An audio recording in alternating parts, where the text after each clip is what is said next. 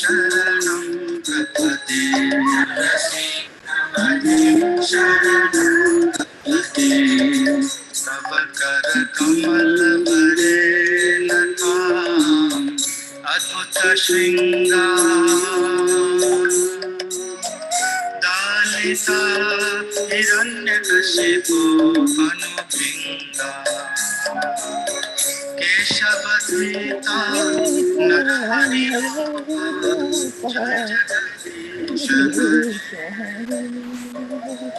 जय जगदीश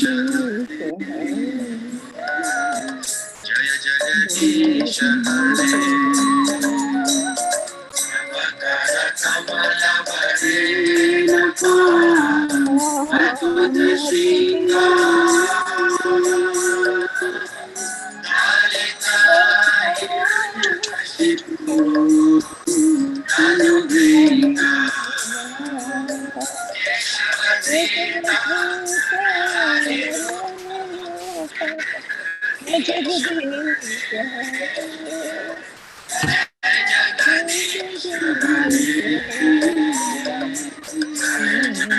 जगदीश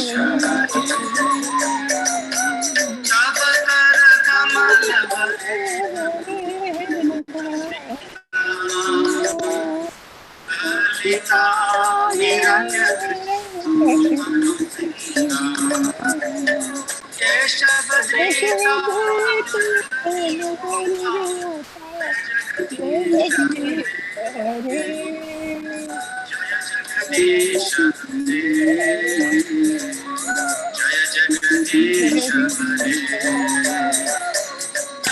कर कमल वरे अद्भुत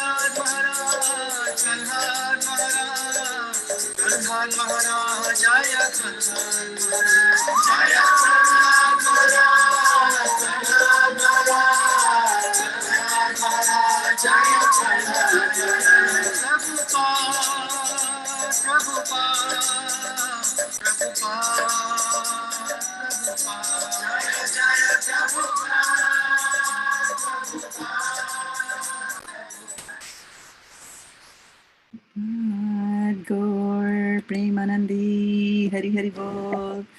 Welcome to Bhagavad-gita class. Fantastic. Hare Krishna table. Hare Krishna. Hare Krishna, Hare Krishna, Mataji. Hare Krishna, Nanda Jai Shri Prabhupada. Okay, so we can get going now. So which verse are we going to do today? 3.8. 3.8, bingo. Correct. And before we do that, I need to check the temperatures here. So how are you all feeling? Can you respond to the poll that we have?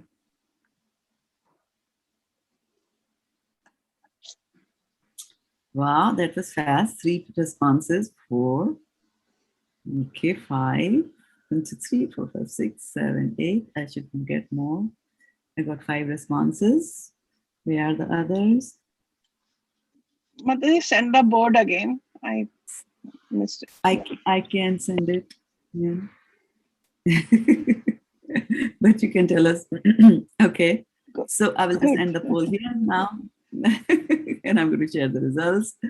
So 2 people are feeling transcendental, and 2 are feeling very good, and 2 are feeling good. All right. So our aim is to move to transcendental by the end of the hour here today. So let's hope that happens. And there we go. And Vaishana Mataji, if you were already on transcendental, then there's nothing more for you to do. Then enjoy here. I said good. Okay. All right. So let's get going after these short prayers to the spiritual master. Om Ajnanatimandhasya Jnananjana-shalakaya Chakshurunmilitam yena Tasmai Shri Guruve Namaha. Welcome once again to our class on Bhagavad-gita 3.8. And before we go into 3.8, we've done 7 verses from chapter 3, which is a good achievement. It's a long chapter. Maybe it'll be winters by the time we come to the end of it.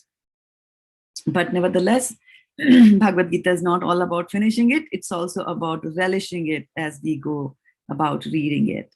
So we are going to get started with a little bit of a recap on what we have been doing all along. Okay. So I'm going to start sharing my screen with you and here, and we'll go over a little bit on what we have studied, the previous 7 verses, just to find our bearings, a real quick thing there. So after having talked to Arjuna about the Sankhya Yoga, Buddhi Yoga, and everything has Krishna is there, and engage yourself in his devotional service in the 2nd chapter, Arjuna is now asking Krishna that he says, hey Keshava, why do you want to engage me in this ghastly warfare if you think that intelligence is better than fruitive work? So because Arjuna is thinking that Buddhi Yoga is that you don't do anything. My intelligence is bewildered by your equivocal instructions. Therefore, please tell me decisively which is most beneficial for me. So he's in a hurry and he says, okay, now it's long, 72 verses from chapter 2 of Bhagavad-gita. And I spoke for 47 in chapter 1. So now let's get quick. Let us give me the results quickly. So then Supreme Personality of Godhead, Lord Krishna, he starts with, and he says that, I've already explained that to you, that there are 2 types of men, 2 classes of men, and they are who try to realize the self. And some will do that by empirical means, by, analyzing, analytical study. Those are known as the Sankhya Yoga. And then there are others who will try to find the self through devotional service. But then in text number 4, Krishna is warning, and he's saying that not by merely abstaining from work can one achieve freedom from reaction, nor by renunciation alone can one attain perfection. And which is a very strong statement, because one would think that if you act, you get the results, and if you don't act, you are not bound with the result. But here Krishna is saying that not by merely abstaining from work can you achieve freedom from the reaction. So by not doing when you were supposed to do something, you will still nevertheless incur the reactions for that. So very, very powerful thing, which, it makes it even more powerful in the case of Arjuna. Because what was Arjuna saying in chapter number 1? He was saying, Yadi mam apatikaram, right? Ashastram shastrapanaya, dhasarashtam hane yanyum, right? So he said, tanme shema karan bhavet. So he was saying that yadi ashastram apatikaram. So he says that if I am in a position that I do not have any weapons in my hand, and I'm not even in a position of reacting and retaliating. So I'm in that position, which in the Shastriya world is not a very conducive and the right situation for the war to continue. If the other party is nihatta, doesn't have any weapons in the hand, then in the good old days, the enemy would not attack them. They always believed in a fair fight. So if your weapon has fallen down, then the enemy would wait till you picked up the weapon and then resume the fight. And so that's the Satriya spirit of doing the things. So he says, but he goes to the other extreme and he says that if the Kauravas do something so wrong as they attack me when I don't have the weapon in my hand. Okay, now somebody can attack you when you don't have a weapon in your hand, but you can retaliate still. You can pick up a stone and try to throw, or you can run away, or you can duck, like that. You can shout, tell them to stop, whatever.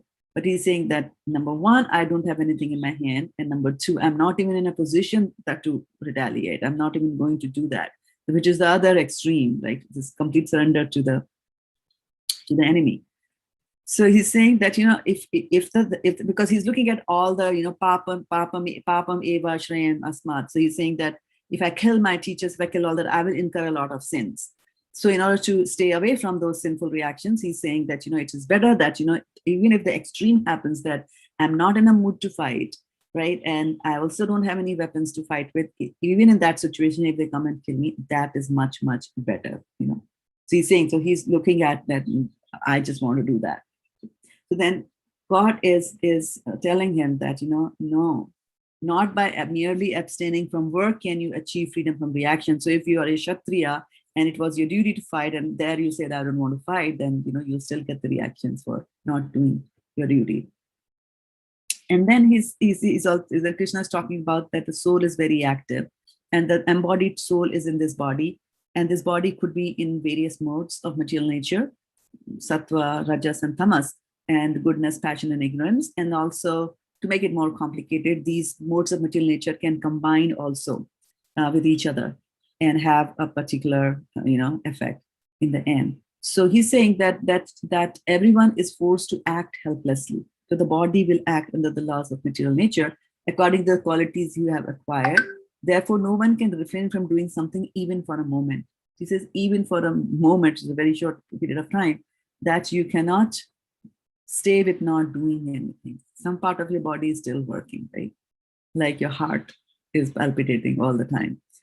So then he continues on, he says that, okay, there could be somebody who might say that, I'm not doing anything. I'm not doing anything. So he's restraining the senses of action. So sense of action is our hands and legs and so on and so forth. So he's restraining, he's not doing anything, right? So he says, okay, now I've become a devotee of the Lord. I don't have to do anything. I'll just sit on my charpai or on my, asana. I'm going to just sit there. But he says that if that is happening, you have withdrawn your karma indriyas and not doing anything. But if your mind is still dwelling on the sense objects, if you're still thinking about these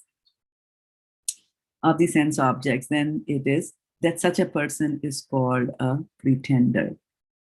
And in that regard, I have told you the story of a teacher and his disciple, and they were both going from one place to another place, and they were, it was also a period where there was a Maun Vrata. You keep Maun Vrata. People keep Maun Vrata. Maun Vrata means you don't talk. People generally understand to be that Maun Vrata means you don't talk. So they were on silence, observing silence, and they were walking, and then they had to go and cross a river. So when they come in the time, when they reached the river, the river was, it was foaming, it was turbulent river. And there was a lady standing by the corner, by the side of the river. She apparently wanted to cross the river, but she could not because she was afraid that she would get swept away. So the older of the two, who was the guru, he just, when he entered into the river, he told the woman, let me help you cross the road, and then the river. And so he picked her up on his head like that, and he crossed the river, and the Shishya also crossed with him. And when they reached the other bank, he let the woman down, and then he walked. They both started walking. And they reached the destination, and then the fasting still continued for 7 days. And at the end of the 7 days, as soon as the time came for the fast to be broken, this Shishya just blurted out, and he said that, what were you doing? What kind of a guru are you? We were doing these severe penances and austerities, but not even talking. And you pick up that lady there, and you held her so close to your head that Even after these 7 days, I can still smell the flowers that were on her head, like that. And you are a bogus guru and you're this and that. And the teacher responded to him and he said that I just carried her across the river and you are still carrying her on your head. And this is what this particular shloka is telling us, that, you have restrained your senses. I'm not speaking. I'm not going to speak. I'm not going to say anything. So you're forced to keep your mouth shut, but the mind is working constantly at a fast speed and saying that, oh, look at the guru, look at the guru. What did you do? What did you do? You must have done this, you must have done that, like that. So Krishna is saying that such a person is called a duratma, right? What was it that what was a very nice word that he used? Anybody remember? Pretender, mithyachari, right? Mithyachari, right? So then, on the other hand, so after talking about the mithyachari, Krishna is now going to tell him about the sadachari, the good one, the good achar, the good apa. He says, on the other hand, if a sincere person tries to control the active senses by mind and begins karma yoga, which is working in Krishna consciousness without attachment, he's by far superior. So he's given, he's bringing in the concept of working slowly back to Arjuna, because Arjuna is prepared to retire and live off the pension. So that brings us to today's verse, which is 3.8. And I'm going to start sharing the screen again with you.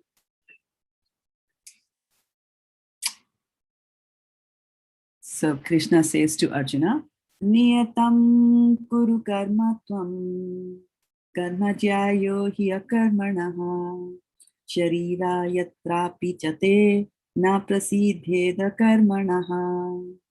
Niyatam kuru karma tvam karma jyayo hi akarmanaha sharira yatrapi chate na prasidheda karmanaha.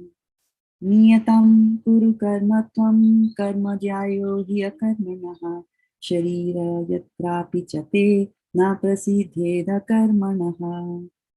And what does it mean? The first synonym is niyatam.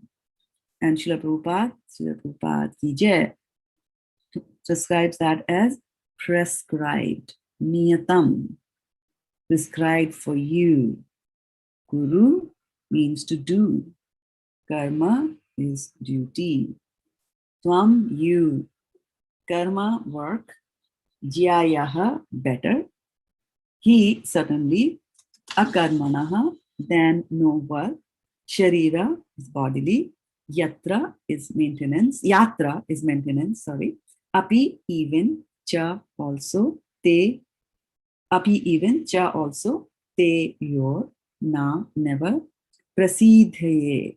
Prasidhe is affected. Akarmana, without work. So the key word here is niyatam. Niyatam. And what does niyatam mean? Can you tell me on your pads, please?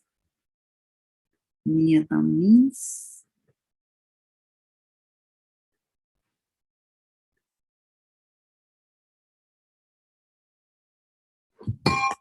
niyatam is prescribed, correct? Sukumalade Mataji, Sutapa Mataji, Vishana Mataji, thank you. And Garima, thank you for answering that. And then with pranams to those of you who are watching us here on Facebook, Dilip Patel Prabhu and Vidyavi Mataji's. Okay, so here the main thing he's saying is that in the translation, Prabhupada is saying that perform. Perform means to do. So what is the Sanskrit for do? According to this one, according to this word, perform your prescribed duty. Kuru, right? It's a nice sweet word, kuru. We don't like it. We don't want to work. We want to stay in the mode of ignorance. Okay, so perform your prescribed duty. For doing so is better than not working. One cannot even maintain one's physical body without work. So Krishna is telling him here, perform your prescribed duty. For doing so is better than not working, whatever has been prescribed for you. In the purport, Prabhupada will say, there are many pseudo-meditators who misrepresent themselves as belonging to high parentage and great professional men who falsely pose that they have sacrificed everything for the sake of advancement in spiritual life. Lord Krishna did not want Arjuna to become a pretender, mithyachari, right? Rather, the Lord desired that Arjuna perform his prescribed duties as set forth for Kshatriyas. Arjuna was a householder and a military general, and therefore it was better for him to remain as such and perform his religious duties as prescribed for the householder Kshatriya. Such activities gradually cleanse the heart of a mundane man and free him from material contamination.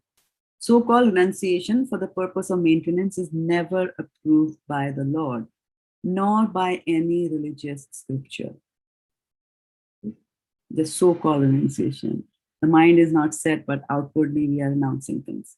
After all, one has to maintain one's body and soul together by some work. Work should not be given us capriciously. I want it, so that's why I'm going to do it. You have to follow the Shastras. Without purification of materialistic propensity. So the idea is that in order to be able to do the renunciation and become a renunciate, you first have to be purified of material propensities. Anyone who is in the material world is certainly possessed of the impure propensity for lording it over material nature, or in other words, for sense gratification. Such polluted propensities have to be cleared. Without doing so, through prescribed duties, one should never attempt to become a so-called transcendentalist, renouncing work and living at the cost of others. So this is, Prabhupada has emphasized it over and over again and again in this purport, that you have to do your prescribed duties. That is one point that he's emphasizing. And second point he's also emphasizing is that don't give up work on the pretext of that I am a devotee and then live off of others. Right? Because if you just go there and become a Babaji, then people out innocent public, will think that this man is doing great activities. They will come and start, giving you Lakshmi and things like that. So doing devotional service as a means of maintaining your livelihood is not the right thing to do. To that extent, Krishna Katha should always be done free of cost.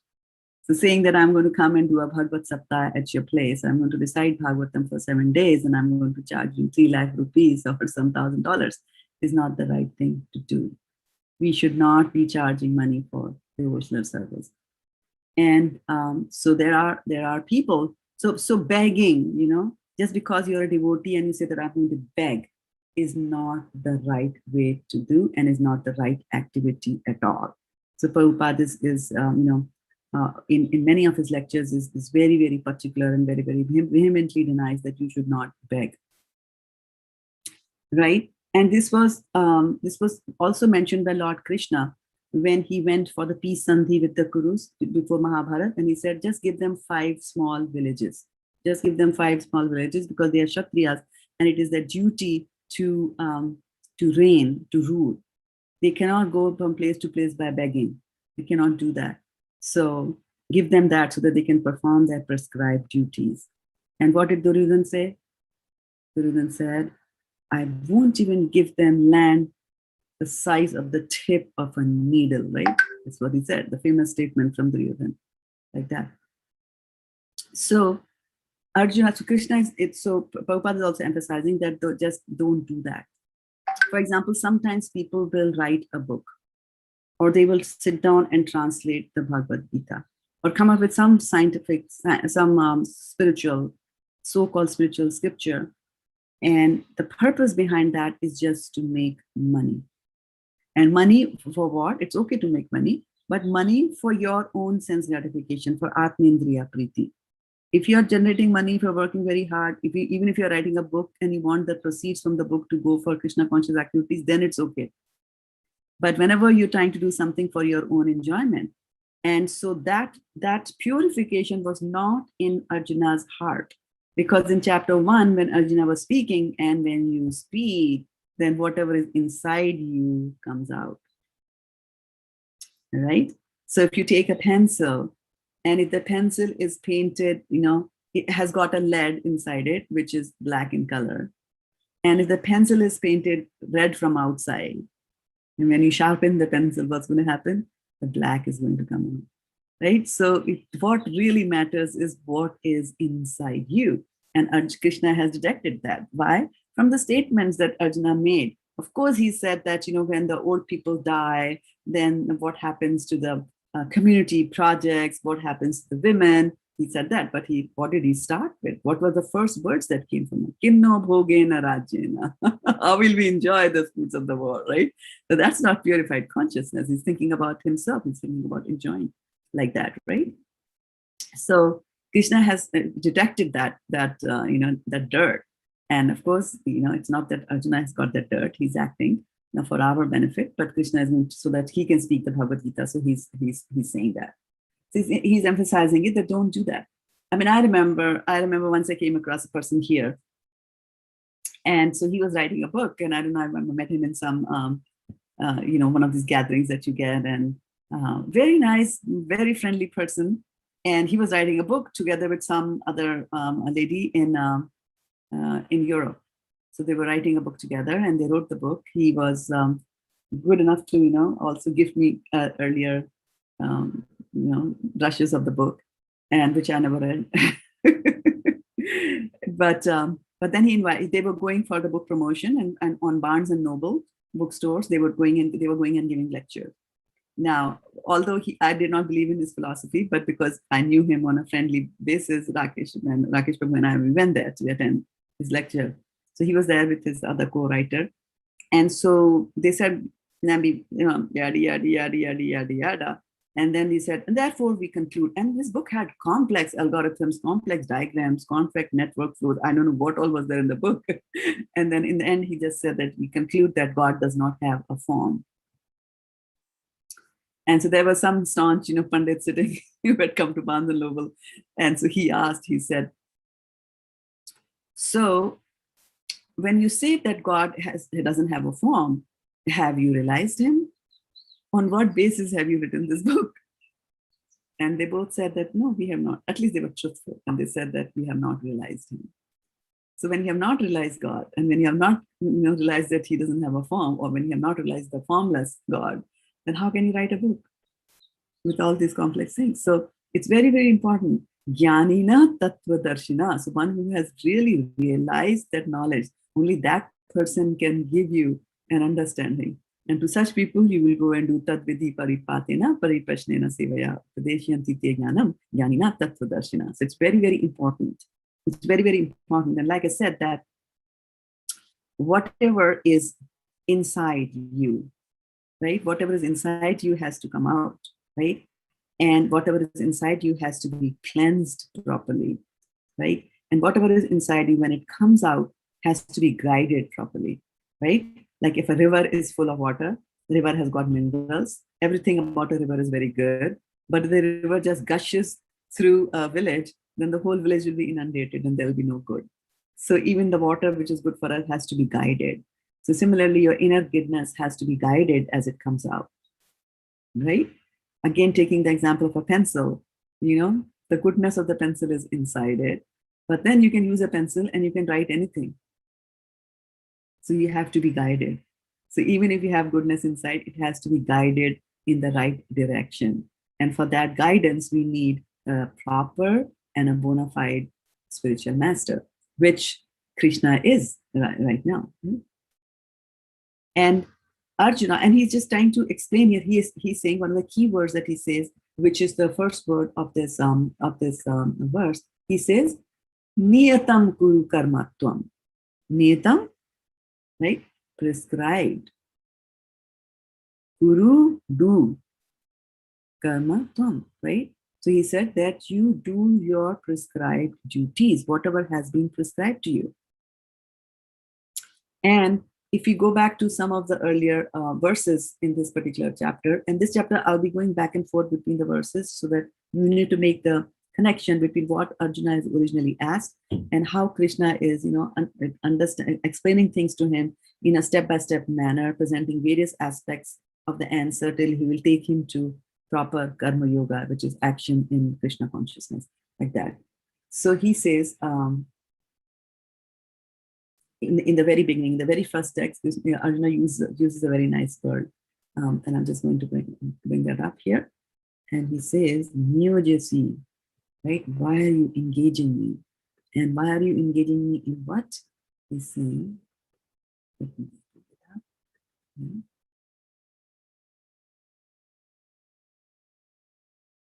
Okay, so network is a bit slow here too. So while the Sanskrit is coming up, he's saying, oops, now decides to come. Right. So he says, Jayasi Cheta Karmasto Mata Buddhi Janardana Tat Kim Karmani Ghore Mam. He's saying Ghor, Ghore. Ghor is ghastly. You know, ghastly. So he's saying, why are you engaging me in this ghastly work? That was a question that he asked. And in today's work, Krishna is saying, Niyatam Kuru Karmatvam. He was asking, why are you engaging in this ghastly work? So he said, you do whatever is your prescribed duty. Now, here is the interesting thing about ghastly. Ghastly, we all understand, right? What do you think is ghastly? Tell me some of the features of a ghastly act. What will be the features? Somebody is acting in a ghastly manner. What would you see after a ghastly act? Anybody telling me on chat? It'll be horrific, right? There'll be some killing there, right? Right? So he's saying, why are you engaging me in this ghastly act? So Arjuna Krishna is responding to that, and in a very nice, in a way in which only Krishna can respond. And he's saying that he's not, ignoring the word ghastly, and our acharyas will tell us that he's not ignoring the word ghastly, but he's saying the ghastliness is being done by Duryodhana. He's the one who has done the ghastly act. And now when I bring in the word Duryodhana and the ghastly, now more things come to your mind, right, about what a ghastly act can be, right? He usurped the kingdom, he insulted his wife, he sent them off, tried to kill them, tried to burn them, tried to drown them. What all did he not try, right? He tried all kinds of things, right? Cheating. He did all those ghastly acts. So Krishna is just saying that, these are, the ghastly acts are being done. And all that I'm asking you to do is you do your prescribed duties. And what is the prescribed duty? So when you see, when there is killing, there's cheating. And so when you're looking at, when you think about Mahabharata war, and if I say, what is the fluid that comes to your mind when I say Mahabharata? Can you tell me? What is the fluid? What color is it? Mahabharata war. Let's see on the chat. Red, blood, red, blood, right? Ghastly. Imagine, this is happening in, Kurukshetra, and horses are being cut, elephants are being cut, they're shouting, from pain, and then the drums are blowing, all that is happening, and the rivers of blood are flowing over there. It's really, really a ghastly act, right? But then he's saying, well, you have to perform your prescribed duty. So he's a Kshatriya. So it's not that, when there is a fight, it's not that it's only Duryodhana who will be shedding the blood, right?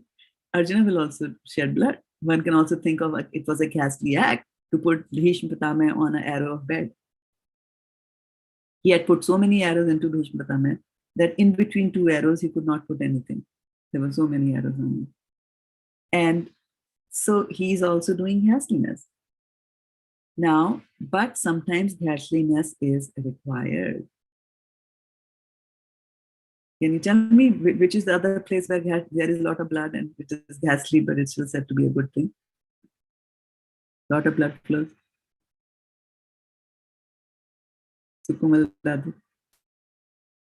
Military, we are already talking, but some other place. The blood flows. Surgery, yes, of course. Our doctor's mom will tell you that. And so, so surgery, right? So when a surgery is required, the patient is actually willing to pay you thousands of dollars, lakhs of rupees to shed his blood because it is required. So sometimes bloodshed is required, and that is his prescribed duty. So niyatam kuru karma tvam. So he's saying that whatever is your prescribed duty, that is the duty you have to do. And don't do other things like give up the work, start writing a book, and come to the conclusion that the Lord is impersonal, and make money from innocent public, and cheat people who come to Barnes and Noble, to say they learn certain things. So that is very, very important. And that is the main point that he's saying. You have to, whatever are your duties. And here's the interesting thing, that when you are performing your duty, and whose duty, depending on if I'm a brahmachari, my duty might be different. As a brahmachari, I'm allowed to beg, right? And but again, a brahmachari doesn't beg to create a bank balance or to amass a bank balance. The brahmachari will beg so that he can keep his body and soul together. Same for the sannyasis also, like that, right? Grihastha will not beg. A grihastha is supposed to go and work. Right? So here's the thing that you have to do your duty. And most of us, when it comes to duty, we just remember our material duty.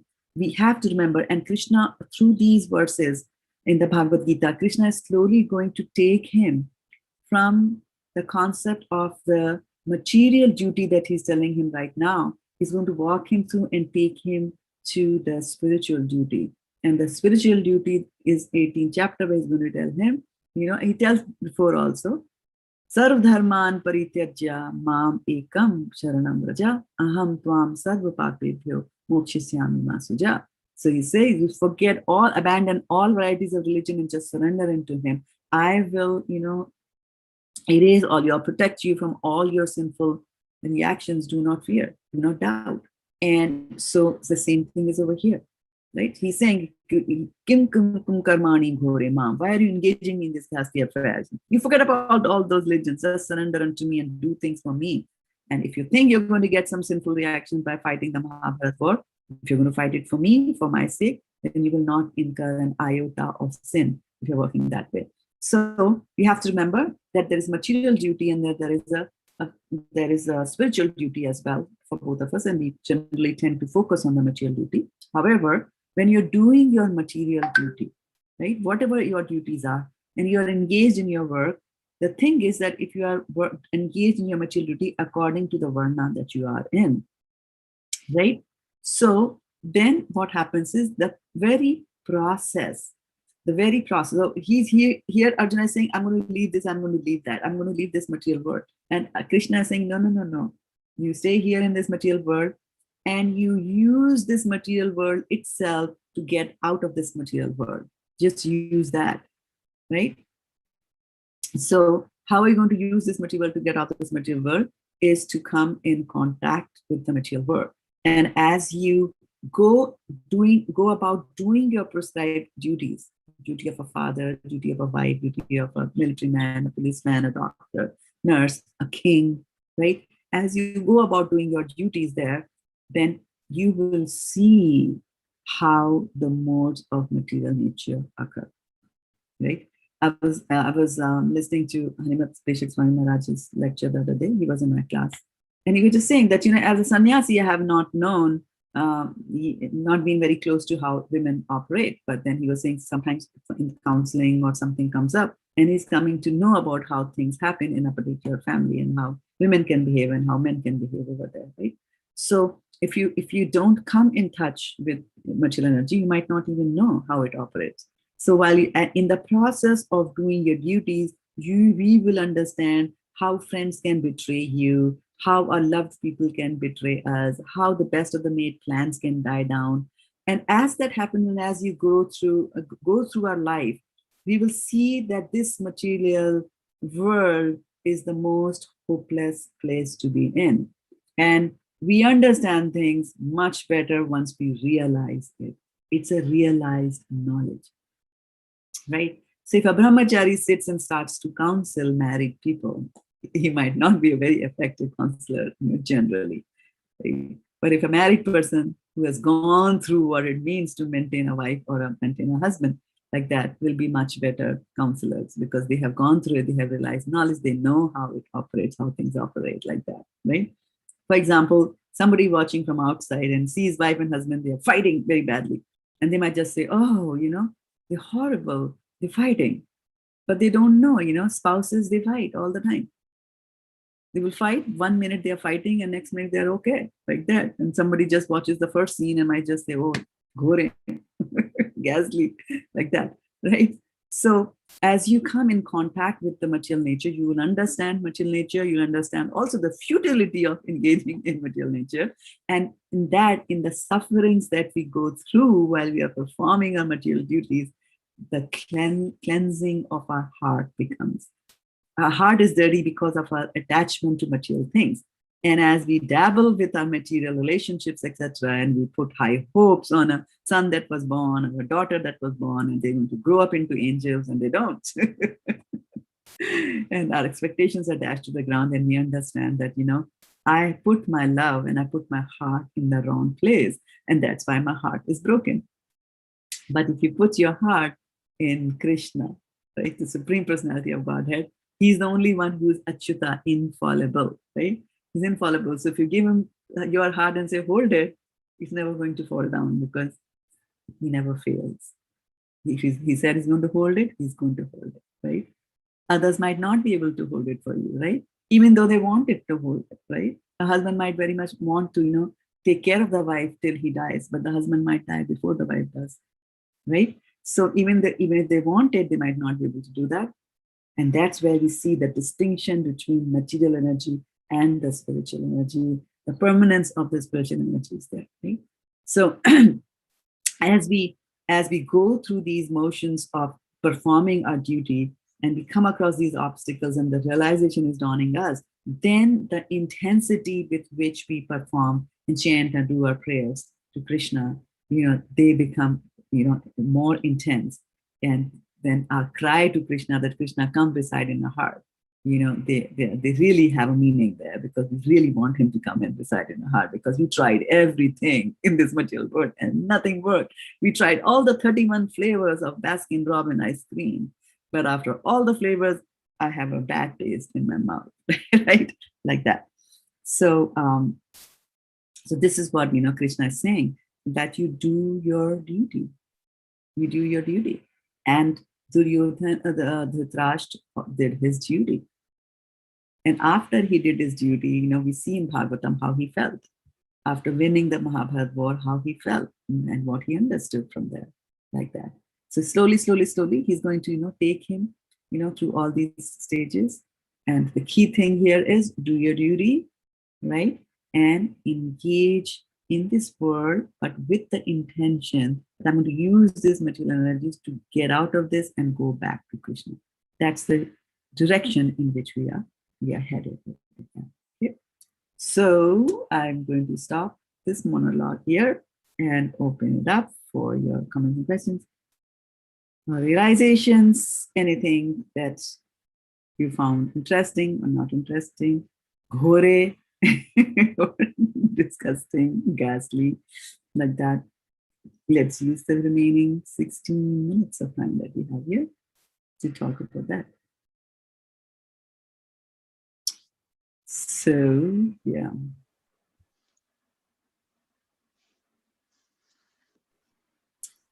And the Bhagavatam actually talks a lot about prescribed duties, but on that later. We'll first take what Sukamarade Mataji has to tell us. Go ahead, Mataji. I think Varshana Mataji was before me. Was she before? I don't know. I just go by the panel. Sorry. Oh, okay. So what shows on the left on my panel? So I just go by that. Oh, yeah. Okay. So when it says, Shraddha Mataji, that one cannot even maintain one's physical body without work, is that the work that we are supposed to do as prescribed duty, or is that the work that we do to maintain ourselves in the material world? Both. Yeah. So if I'm just focused on maintaining my body, which means I get up in the morning and I do my exercises, I eat nicely, I shower 3 times, I cut my hair, I chisel my nails, and I do all that.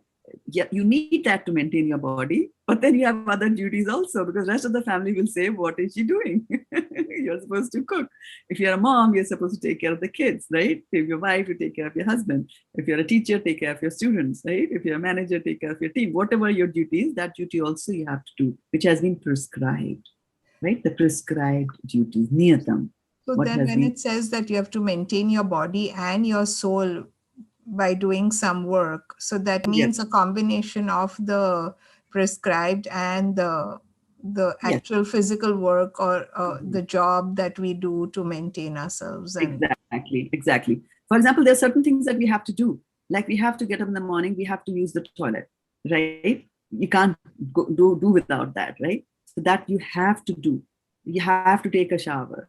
You have to eat food a little, at least, And then so that's what they mean by work in that. maintenance of the body. Because you see, it's like when my mom was, she, towards the last years of her life, she fell down and she broke her backbone. So she was lying flat. It was the month of June in India. Very, very hot. And she was lying on the hospital. She was lying in the bed. Yeah, it was in the hospital. She was lying in the hospital bed and I had gone there to meet her.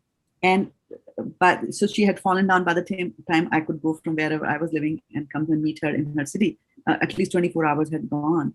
And within those 24 hours, because her back was broken, she could not move.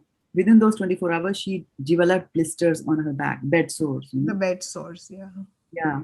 So you see, but you can't maintain your body by not working. You have to at least move, Oh, Just so not even say that that movement and all that is part of work for well, the as part of maintaining your body. Yeah. Part of maintaining, that's why, even you see when we are working on the computer to maintain a healthy body, they keep on saying you sit straight every now and then you sit straight. Prabhupada says during chanting, sit straight, like that. So you have to sit straight, you have to stretch your hands, you have to move your neck here and there to make sure that, everything's going right. So he says that you have to do that, otherwise the body will disintegrate without doing work. Muscles, there is dystrophy of the muscles. And by not working the muscles, they say you do this, because if you move your muscles, then you'll be able to open the jars properly. If you don't do that. So you have muscle building exercises to do. So that's all that you have to do to maintain a body. But they're saying, but there is a duty also on top of that, right? Don't we tell the kids that, oh, yeah, so you go to the gym, but please come back home and take the trash can out. That's the duty. Right? So you have to do that as well. But then just taking the trash can out from the beginning till the end, the whole life, and being a dutiful husband, bringing the grocery, bringing the paycheck, taking the trash out, loading the dishwasher, emptying the dryer, all that, a husband can do. But we have to remember we have a spiritual duty also. And as a father, he has spiritual duties also to make sure that the family follows Krishna consciousness. And it's a duty not only of the father, it's actually the duty of the king also. Right? So when we talk about the king, there are a lot of duties a king has got, a good king. We normally just think that a king's duty is to administer, right? Or maybe engage in war and expand his thing. The king has more duties than that. Number one, the foremost duty of the king is to make sure that all the citizens in his kingdom are protected. And when we say citizens, then citizens are, who are the citizens? So it's like, all right, you got a passport, you got a US passport, so you are a US citizen. So you're going to take care of that. So we're going to have certain laws, and everybody's supposed to follow law. And if somebody cuts off your arm, you'll be punished. I'm, taking care of you. I'm the king, I'm taking care of you, right? But I will have slaughterhouses. What of the cows? They're living in America. They're American citizens. And as a king, you have to take care of them. Okay? So a king's duty is to take care of all the citizens, and that will include the trees also. And there's a very famous story in the Bhagavatam where the Prachetas are, they're 10 brothers, and they go underneath the sea and they meditate for some thousands of years. And so the king, they're meditating. So while they're away, the administrative work doesn't happen. So when they come out, they see that the trees have grown and they're covered everything. So bushes, shrubs and trees.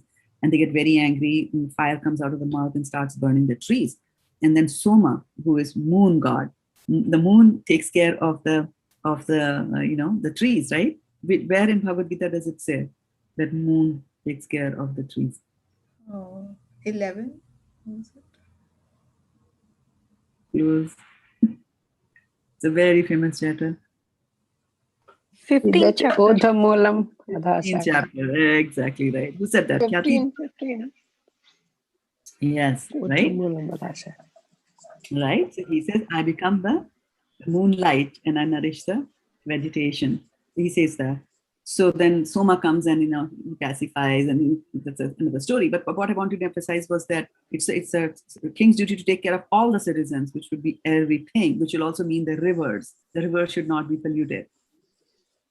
Right, and it's a very interesting thing. This particular story, this happenstance about Pachetas, and they come out and they start killing the trees indiscriminately, and then Soma comes, and Brahma also comes, and what they do is they get them married to the daughter of the trees. So when you get them married to the daughter of the trees, now the relationship has been established. So now they can't kill. So this is such a smart thing. And what Brahma Samhita in this episode is emphasizing that is that whenever you add a personality to some certain things, then a better relationship develops.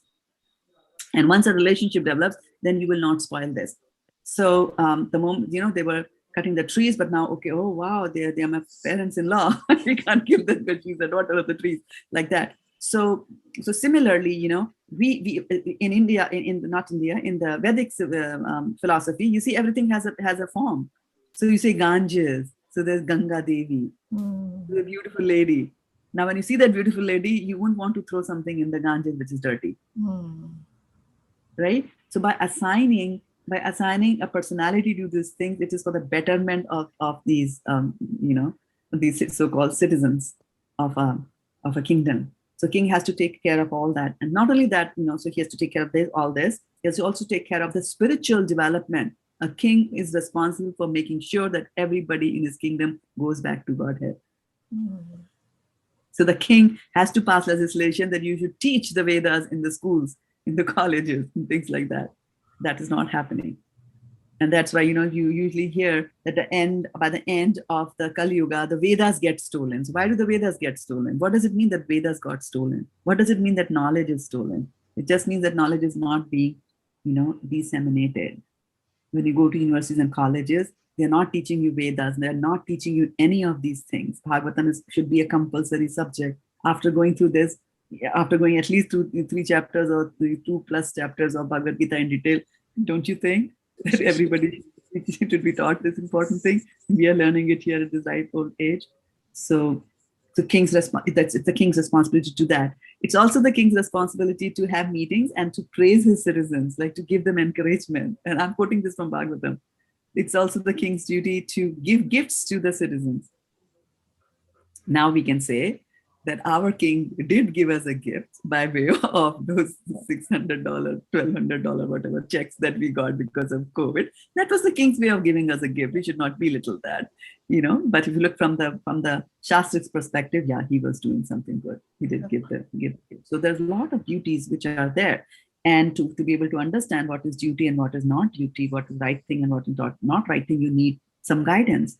You need, and especially if your duty is to make sure that everybody becomes spiritually advanced, then you have to be spiritually powerful yourself as a king. And that's why the kings of the old days were called Raja Rishis. So they were Raja plus Rishis together. They were both combined. And it's only when you have the right spiritual perspective will you be able to administer the kingdom properly. And to do that, that is why they also used to have Raj Gurus, Kripacharya, to advise, Dronacharya, to advise me. So whenever there was a conflict, the king didn't know what to do, he would refer to the Guru. And who would tell? Because they are Jnanina, Tattvadarshina, they have seen the truth, they will be able to tell you that. So there's a lot that goes, there's a lot into duty itself. Yeah. That needs Thank you, Shraddha Mataji. Yeah, you're welcome. Bachana Mataji. Thank you, Mataji. Very nice. I really like the point, Mataji. You said that we have to do the duty and engage your energy to get out of this material world. So that is the most important part which I took for the day today. Yes. Prapanchi kataya buddhya hari sambandhi vastuna mumukshubhi patityago vairagyam falgu kathyate. This says that, if you just renounce the material things, saying that they are material, things that can be utilized in the service of the Lord, and you say that this is material. For example, I might say that this pen is material, right? Or I might say that this cell phone is material, and I'm not going to use either of the two. because I am a devotee of the Lord, then this kind of a renunciation is Falgu Vairagyam, useless renunciation. Why? I can use this pen to write about Krishna. And I can use the cell phone to broadcast Krishna Katha. So all use this material energy in the service of the Lord. And then you will be purified. So, thank you for that. Sutapa Mataji. Hare Krishna Mataji.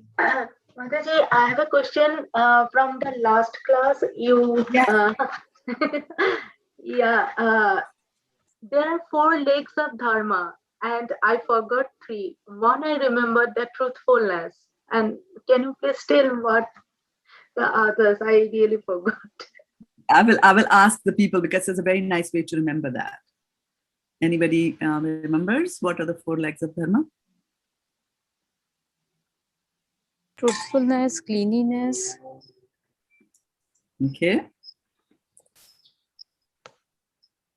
There's truthfulness, there's cleanliness, yes. Austerity. Austerity, yes.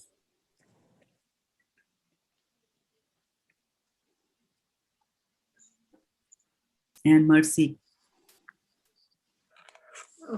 And in Kali Yuga, which one remains? Truthfulness. Truthfulness, yeah. Right? Now, one way to remember all this is to tie these 4 legs of religion actually are directly connected to the 4 regulative principles that we have. Okay?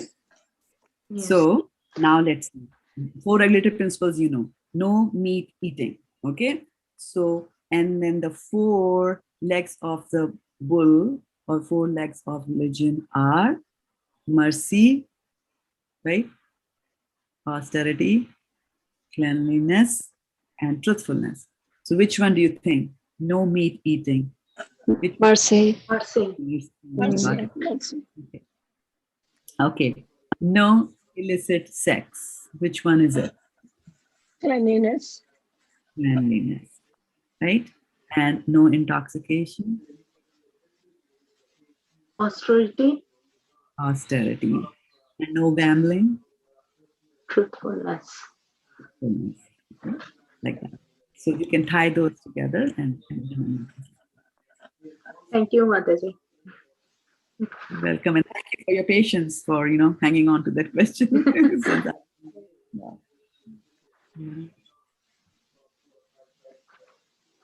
Anything else? We have a minute more to this class. You can use that.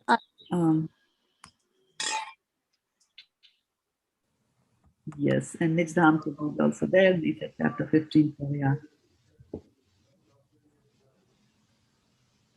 Yeah, go ahead. What were you saying? Hare Krishna Mataji Garima. I was saying that the example which you gave, that Krishna doesn't ask Pandavas to beg. He was like, okay, give 5 only lands, but 5 pieces of land, but give anything, don't beg. And like, we should not beg. And like the one Shrimad, nobody should ask money for doing Shrimad Bhagavatam. So we should be careful. If somebody is asking, then they are not true devotees. Yeah, be careful, because we can do charity in the mode of ignorance also.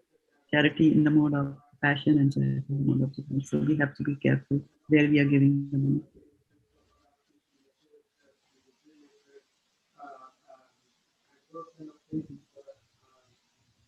Anything else? Anything else going on? Hare Krishna Mataji, Dandavat Pranam. Jai Srila Prabhupada. Very nice lecture, Mataji, today as well. So Mataji, in relation to Garima Mataji's question only, like in India, there are so many, spiritual channels, I can say, like Astha, Sanskar and all. So there so many kathakars come, and I think so they charge money. So they are getting negative karma for that, Mataji, because I think they are paid for that. So I was just asking, like, is it, I mean, that you told right away, it's not, I mean, good to charge money for the Bhagavad Katha. but still, Kathakars, they charge. So I was, Yes. and they say also like we are Vaishnava. So Vaishnava, they do these kind of things. So I was just like wanted to ask in this regard. So can you just elaborate more on that? Thank you. Yeah. So as I was saying, as I was saying in the class, that it's not about earning the money, whether you're earning money or not earning the money. Remember, Srila Prabhupada told the Ford Motor Company's grandson, right? He asked him to go back and work. He was ready to renounce everything and follow Srila Prabhupada. He said, no, you go there. I want Vaishnavas to be heads of and on high positions in the organization. And he did that, right?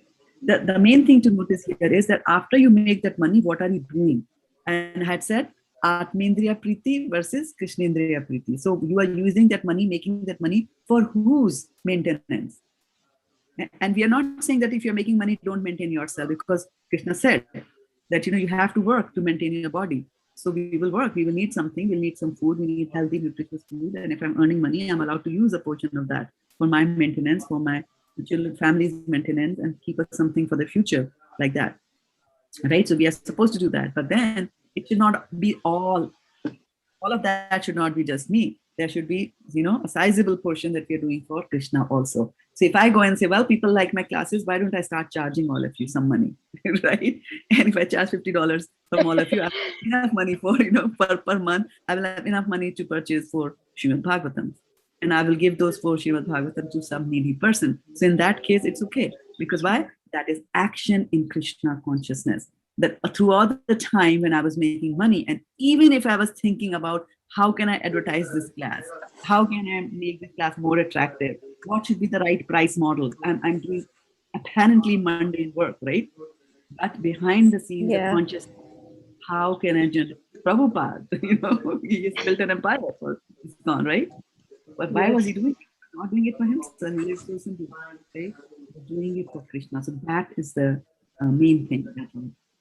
Okay, Mataji. So, like, if these kathakars, like, they use whatever money they have got it from the kathas, like from the Srimad Bhagavatam, recitation. So, if they use it for Krishna consciousness, like some, Babajis and some people I have seen, they, they construct temples or something, and they use something for, charitable trust. And also, will that be okay because they are using it for Krishna consciousness? Yeah. Okay, Mataji. Exactly. Okay. And Prabhupada says in Bhagavad-gita, in one of the Bhagavad-gita says that, we are told not to do ugra karma, not to do very passionate work. We can get very passionate at work. But then he is saying that the same person, when he's building a temple, will do all kinds of ugra karma because he's doing it for Krishna. And here Arjuna is saying, Kim tum karmani ghore mam, don't engage me in this ghastly thing. But then if you have to do it for Krishna, you will engage in that ghastly thing also. Right? But if Krishna wants you to do it. Exactly. Thank you so much, Mataji. Hare Krishna, can I just ask a question? Yeah, I'll charge extra fees because it's after 8 o'clock. Question asked after 8 o'clock, we'll have a higher entry fee. Oh, after 8 o'clock. Come on, Just a quick question. I know you've gone through this before, but I can't quite remember. Can you just give an example of charity done in the mode of ignorance and done in the mode of passion? Okay, passion, very easy. I give charity so that people know about me. I want to be known as a great charitable person. So I will give the charity and make announcement on Facebook that I donated so much of money for such and such a charity. It was purely done for my own recognition. That charity in the mode of passion. Charity in the mode of ignorance is when you do it, give charity to, and it says that in the 17th chapter, apatre. Apatre means non-deserving person. You go and give a charity to a person who does not deserve it. So when you are giving away, when you're parting with the Lakshmi, you're giving it to some cause.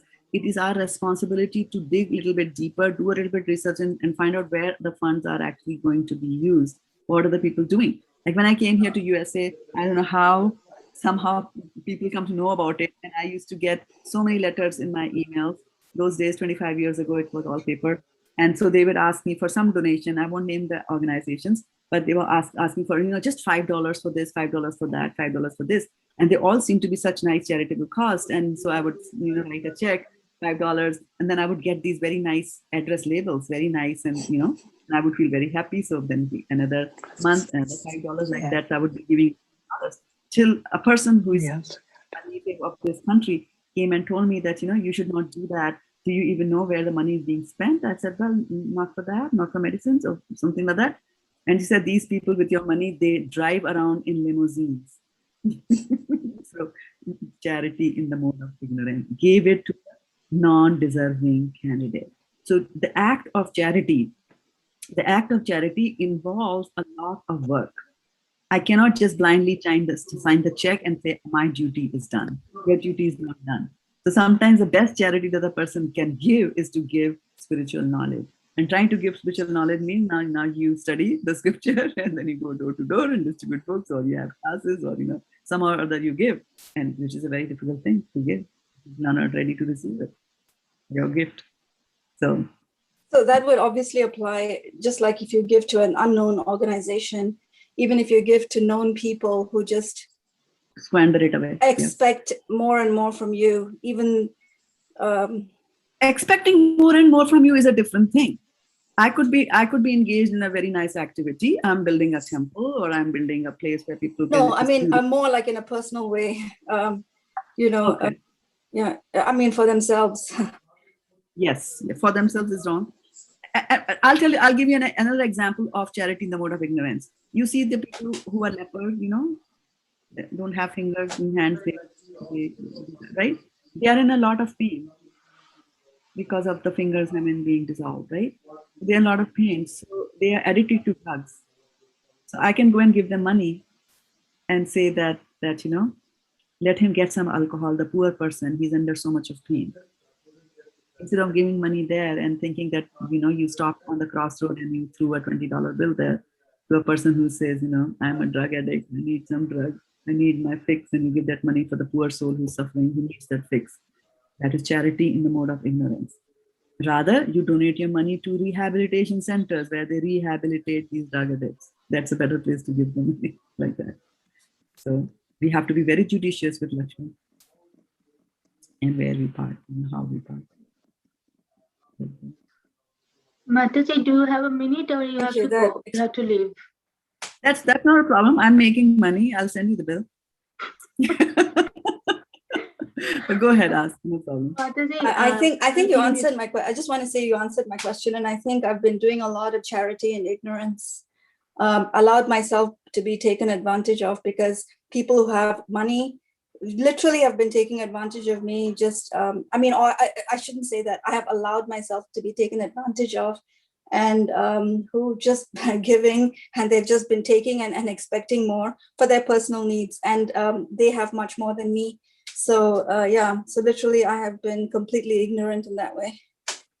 Yeah, and Vaishnavi Babu always gives such a nice, he tells us two stories. One is the story when he was in Vrindavan and he goes to take a bath in the Radha Kund, Sham Kund. So he wears his gamcha and other clothes and all that. He keeps on the side on the steps, and he goes inside the water, and then he comes out and everything is gone. He's left with a, right?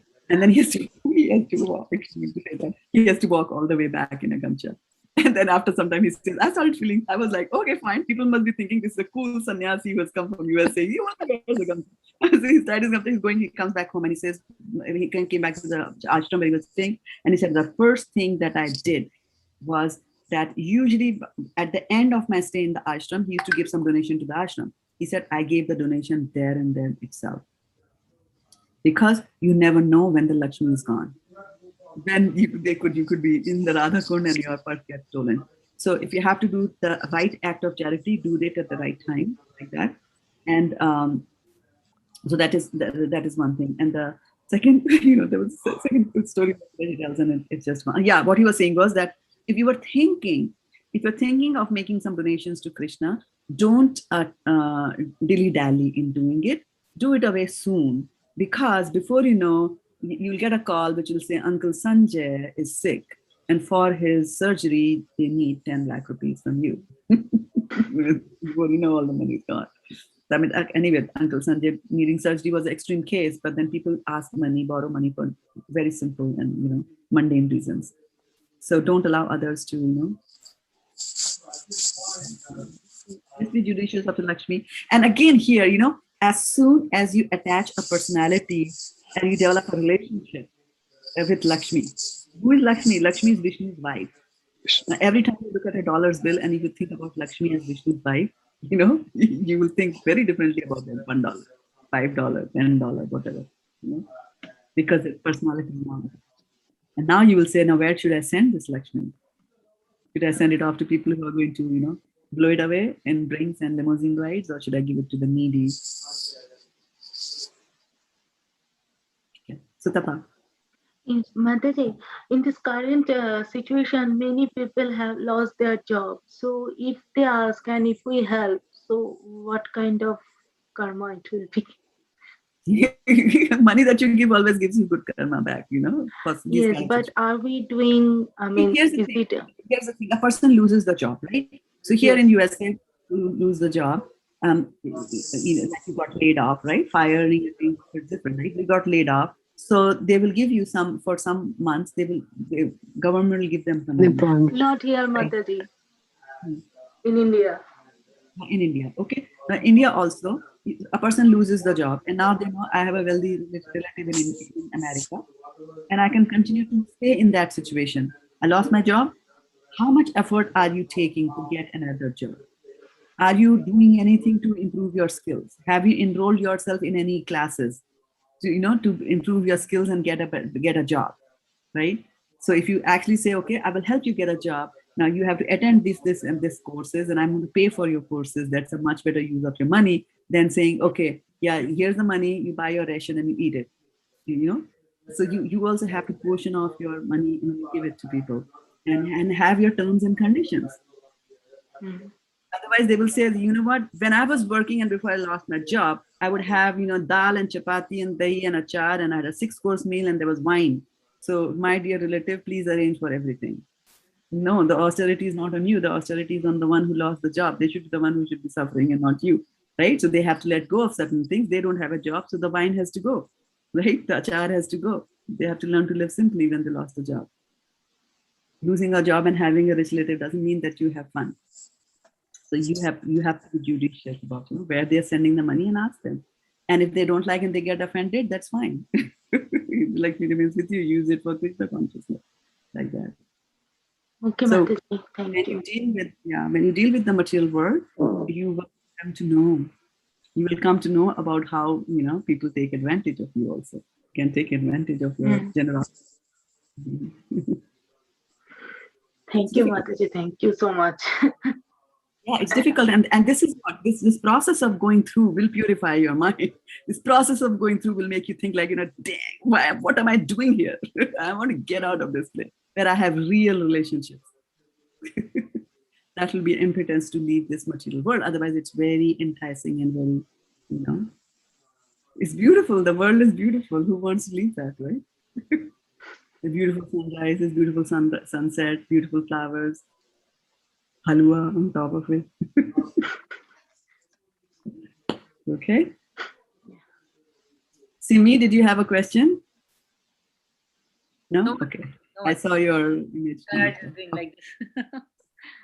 Okay, so no karmani horimam. No ghastly work. Continue to do devotional service. Vancha kalpatarubhyascha Thank